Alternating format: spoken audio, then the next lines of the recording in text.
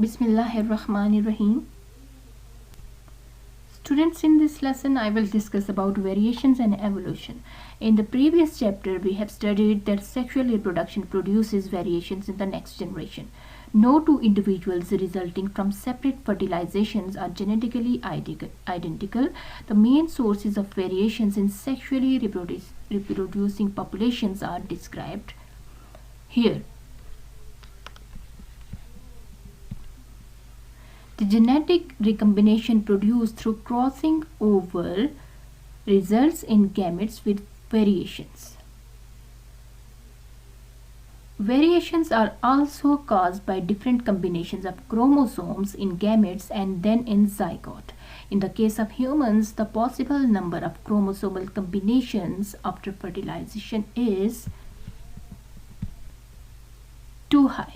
In other words, a couple can produce more than 70 trillion genetically different children.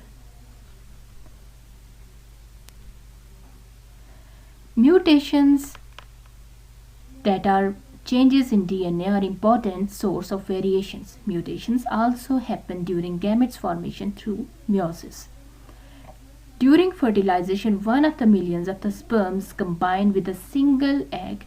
The genes involved in the combination also act as a source of variations. Gene flow is the movement of genes from one population to another, and it is also an important source of variations.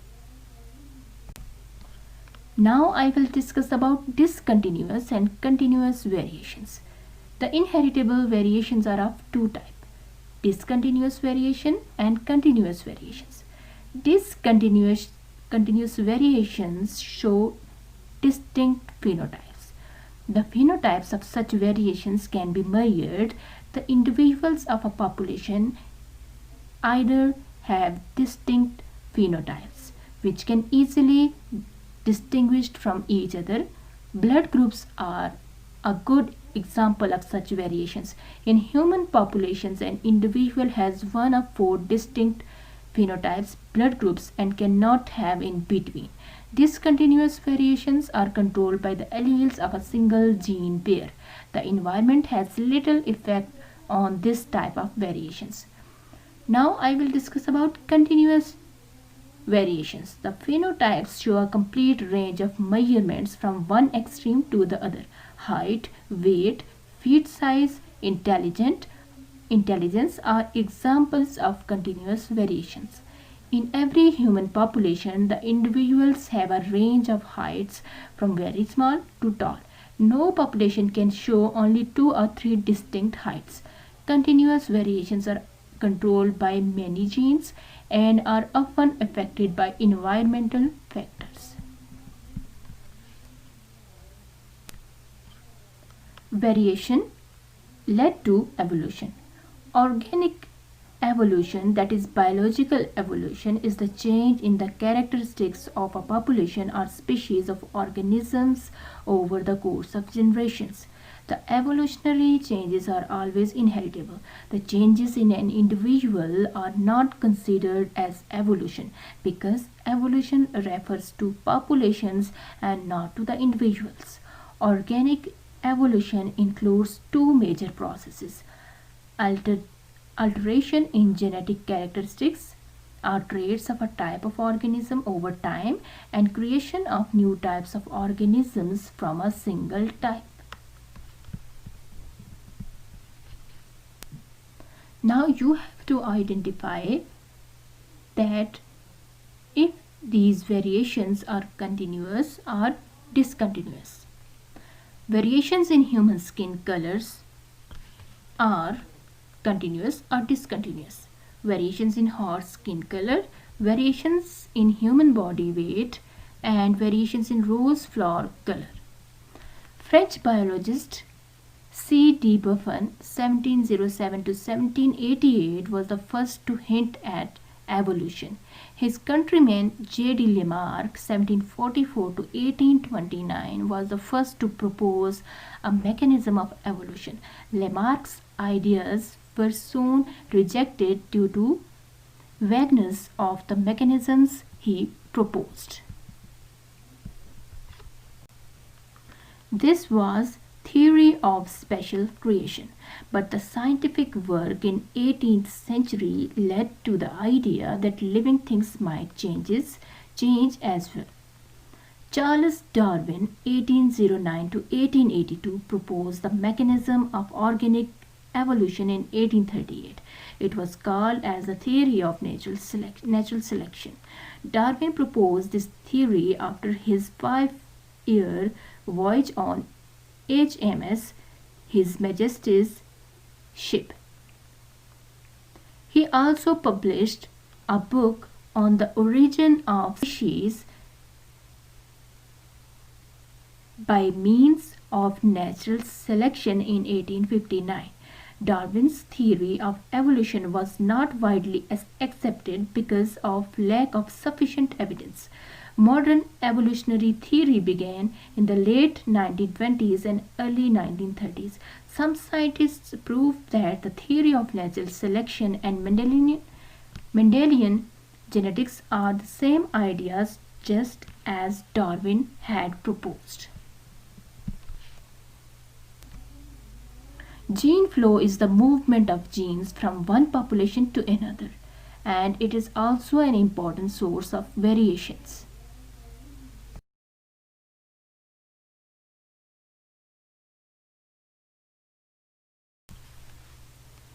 So now I will discuss about that we can see a mouse population with variation in skin color. Cat preys upon light and medium colored mouse. In first generation, light colored mice is preyed upon by cat. Only medium and dark colored mice can make the next generations. In next generation, population again contains light, medium and dark colored mice.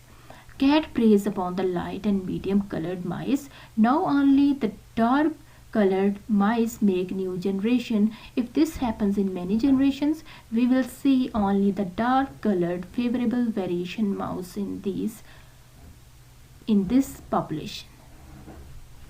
As a result of natural selection, the allele that gives more fitness of characteristics that are favorable variations then other alleles become more common within population. So the individuals with favorable variations become a major part of population, while the individuals with harmful or unfavorable variations become rarer. In England, the moths had two variations, dark and white colored moths. The moths used to rest on the light colored tree trunks on which white lichens had grown. In the 19th century, when industries were established in England, the lichens on the tree trunks died due to polluted air and the naked tree trunks turned dark. Now the white moth variation became harmful because a white moth resting on a dark tree trunk was easily visible to the predatory birds. The natural selection selected dark moths to reproduce. In this way, dark colored moth became more common and at last the white moths disappeared from the population. In this case, the dark color variation in moth may be considered as an adaptation to environment.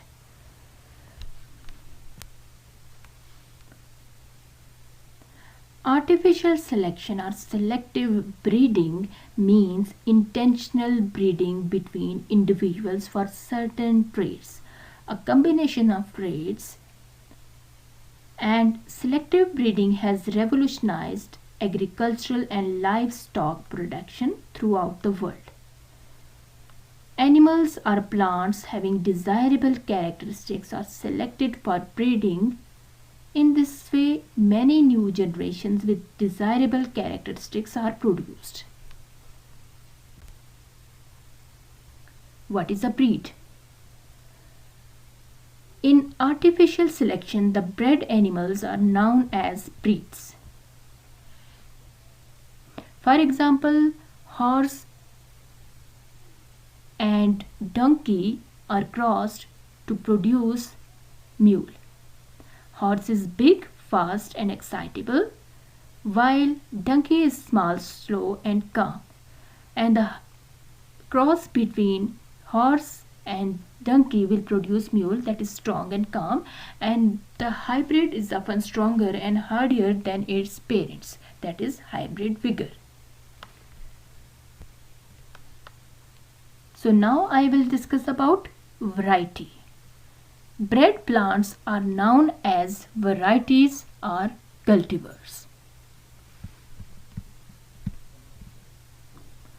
A race or a variety of plant that has been created or selected intentionally and maintained through cultivation is a variety.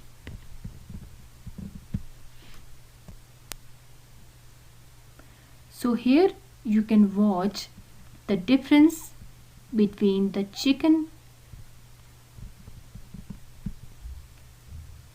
meat production during 1957, 1978 and 2005.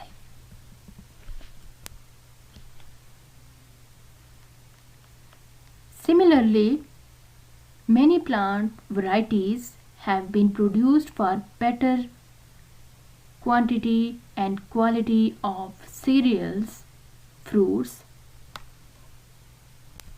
and vegetables. Here you are watching plant varieties produced through artificial selection in the wild mustard. Further varieties of cauliflower are broccoli, cabbage, kale, kohlrabi and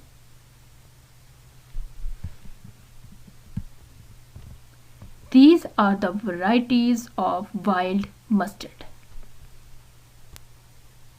So that was all about evolution, variation, recombination, gene flow,